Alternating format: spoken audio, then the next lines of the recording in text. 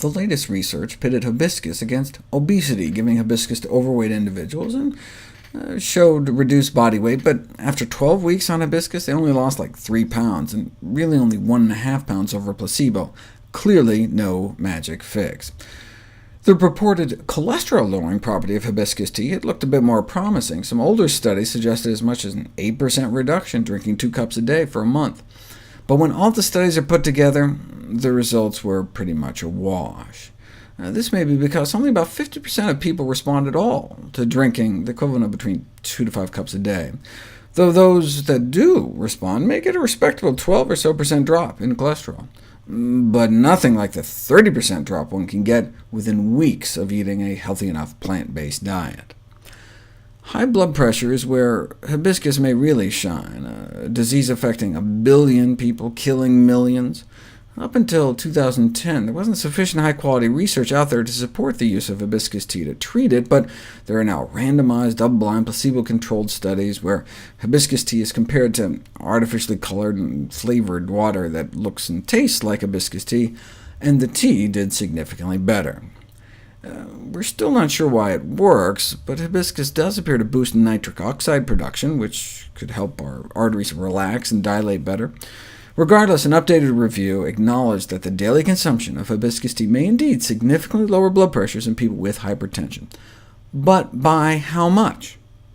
How does this drop in blood pressure compare to other interventions?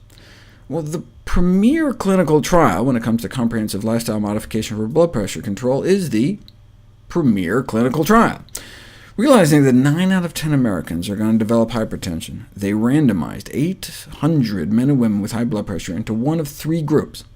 One was the control group, the so-called advice-only group, where patients were just told to lose weight, cut down on salt, increase exercise, and eat healthier. Here's a brochure.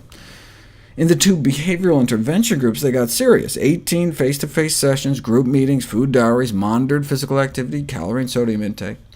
Now, one intervention group just concentrated on exercise, and the other one included exercise and diet. They pushed the DASH diet, high in fruits and vegetables, and low in full-fat dairy products and meat, and in 6 months achieved a 4.3-point drop in systolic blood pressure compared to control, slightly better than the lifestyle intervention without the diet. Now, a few points might not sound like a lot. That's like someone going from a blood pressure of 150 over 90 to a blood pressure of 146 over 90. But on a population scale, a 5-point drop in the total number could result in 14% fewer stroke deaths, 9% fewer fatal heart attacks, and 7% fewer deaths every year overall. But a cup of hibiscus tea with each meal didn't just lower blood pressure by 3, 4, 5 points, but by 7 points, 129 down to 122. And in fact, tested head-to-head against a leading blood pressure drug called captopril, 2 cups of strong hibiscus tea every morning, using a total of 5 tea bags for those 2 cups, was as effective in lowering blood pressure as a starting dose of 25 milligrams of captopril taken twice a day. So, as good as drugs, without the drug side effects, and better than diet and exercise? Well, the lifestyle interventions were pretty wimpy. As public health experts noted, the premier study was only asking for 30 minutes of exercise a day, whereas the World Health Organization is more like hour-a-day minimum. And diet-wise, the lower the animal fat intake, and the more plant sources of protein the premier participants were eating, the better the diet appeared to work, which may explain why vegetarian diets appear to work even better. And the more plant-based, the lower the prevalence of hypertension. On the DASH diet, they were told to cut down on meat, but we're still eating meat every day, so would qualify as the non-vegetarians here in the Adventist II study, which looked at 89,000 Californians, and found that those who instead only ate meat on more like a weekly basis had 23% lower rates of high blood pressure. Cut out all meat except fish, and the rate is 38% lower. Cut out all meat, period. The vegetarians have less than half the rate, and the vegans, cutting out all animal protein and fat, appeared to have thrown 3/4 of their risk of this major killer out the window.